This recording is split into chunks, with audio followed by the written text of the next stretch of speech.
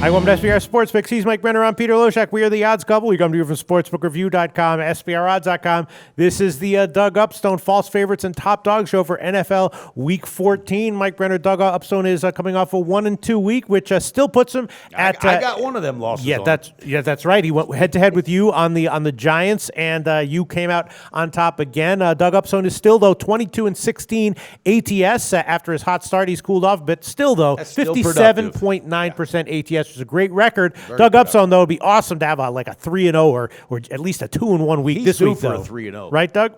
Oh, absolutely, no question about it. Like I said, when some of these things occur, I'm a big believer you're never as good as you're, at the top, and you're never as bad as when you are at the lowest. So, you know what? We got 4 weeks to go. It's time to turn this around starting this week. Okay, that sounds good. Mike Brenner, let's see if there's any more head to you. I can't remember the last time you've lost a head-to-head against our guest cappers, Mike Brenner. It's pretty impressive, Yeah, another one. Total, yeah. Our regular viewers remember last week another one, Giants and Pittsburgh. Mike Brenner liked Pittsburgh. That turned out to be correct. But let's see who Doug Upstone likes. What's your first top dog or false fave for NFL Week 14, Doug Upstone? We got a false favorite, and it's going to be Carolina this particular week. Now, the Panthers said they were going to go on a 2-game business trip, when they went to Oakland and Seattle. And instead, pretty much, they played about 18 minutes worth of football, and they looked like they went on a trip to Disneyland instead.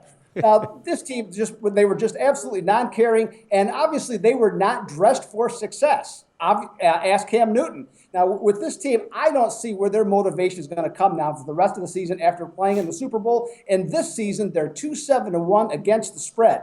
Now, you look at San Diego, not exactly a great situation here because, here they thought they were going to run the table to end the season. But once again, they found a way to lose. And in the immortal words of Yogi Berra, the Chargers played good enough to lose. When I look at this game, the Chargers are 6-0 against the spread off a home loss when they're on the road in their next game, and I think they're going to get this one outright. Well, that's how I was leaning as well. And Mike Brenner, you've already gone official on San Diego, only on the first half, though. Yep. So this is a good sign. Both you and Doug Upstone now on the same side. I was leaning that way as well. It's just, I don't know why I didn't give it officially. I think you need to pull that trigger because this is a team that's really in disarray right now. And Cam Newton's being Cam Newton. And I don't know. I just think that organization, I think, is in for a downward spiral. I mean, literally. So, and like Doug said, last year after that Super Bowl, this team never regrouped. And I don't know. Riverboat Ron's got his work cut out for him. Now, I'm not sold on San Diego because, Phillip Rivers loves finding ways to lose. That's why I got him on the first half. But I think Doug might be right in this. I don't think the Carolina Panthers feel they have anything more to play for. All right, San Diego +1 it is. Doug Upstone, what's your second false favorite or top dog for NFL Week 14?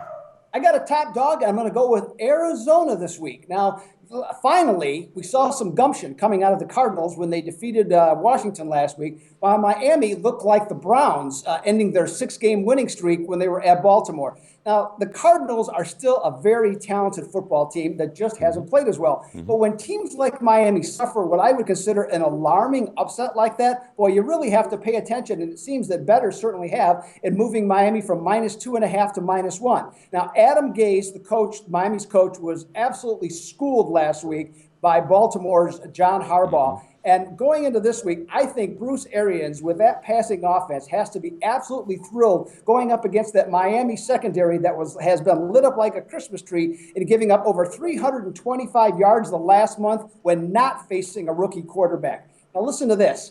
When you look at the two teams and total yard differential, Arizona is +72. Miami is -45.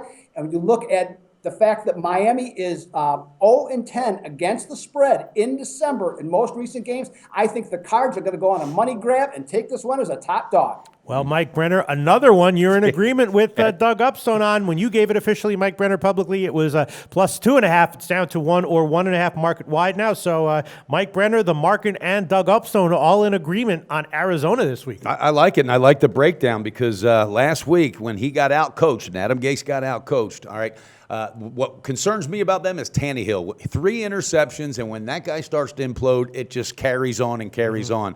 I think this team is a little confused right now. I think they thought they were better than they were. And just like Doug said last week, Arizona found their mojo, and they looked good from start to finish. I think they do the same. I think we're absolutely on the right side. We don't need any points. All right, well, those are all the underdogs that you took this week, Mike Brenner, so there won't be a third pick in agreement. There might be a head-to-head. We'll see. Doug Upstone, what is your third top dog or false favorite for NFL Week 14? Coming back with a top dog, I'm going to go with the Ravens at New England. Now, many teams are intimidated when they play the Patriots, and especially so when they have to go to New England. One of those teams, though, that is not is Baltimore. Now, they have been an underdog. They've been an underdog 9 out of 10 times when they have faced New England since 2004, and are very respectable 5-4-1 against the spread. Part of their success is that they play a very physical style of football, which has bothered the Brady bunch, and in particular, Tom Brady, because what they have been able to do with him is that they push the pocket back against him. And one of the things that he does not like is when players are around his legs and feet, since he had that nasty knee injury several years ago, where blew out his knee and was gone for the year. Baltimore has, for some reason, has always had success with Joe Flacco against New England, throwing the ball deep down the right-hand side, right where the numbers are. I can't explain as to why it is, but whatever connection that he has, he's been accurate. The receivers go get the ball, those 50-50 balls, and they're able to move the ball against them. Now, look at this. In this series, the road team is 6-0-1 ATS recently, including the 3 playoff games that they had, and Baltimore is 9-2 against the spread on Monday nights. I'll definitely grab the 7 points with the Ravens. All right, well, we'll give you 7.5. Now, this is one that I gave on the Monday show, if you remember. I gave Baltimore at plus 7.5. It is a split line, 7 or 7.5 right now, and Doug Upstone recommending finding a 7.5 at SBRodds.com and taking a shot with Baltimore. I guess that makes me feel good, right, Mike Brenner? Yeah, and it does. And I think, because this is a 10-foot pole for me. I think the Patriots are really just trying now to prevent any injuries, just kind of get the season over and go into the playoffs healthy. But last week I saw the old Ravens. I mean, it reminded me of Ray Lewis days. But what concerns me is Flacco. It's very rare he has 2 games back-to-back that are good. He's the most overpaid quarterback that's ever played professional football in my eyes. And I think he might implode. But I don't know. 7's too many, and Harbaugh is a good coach. The defense is good, but I'm not sold on Flacco. He does not impress me whatsoever. That's my only concern there. And especially when you're going up against the Pats in a primetime game, it's tough. Yeah. But I guess that's a good sign that I got an endorsement from Doug Upstone on our pick of Baltimore plus 7.5. Doug Upstone, thanks so much. You have any final words before we let you go? The other thing I got a question for Mike. Now, most overpaid quarterback how about Jay Cutler?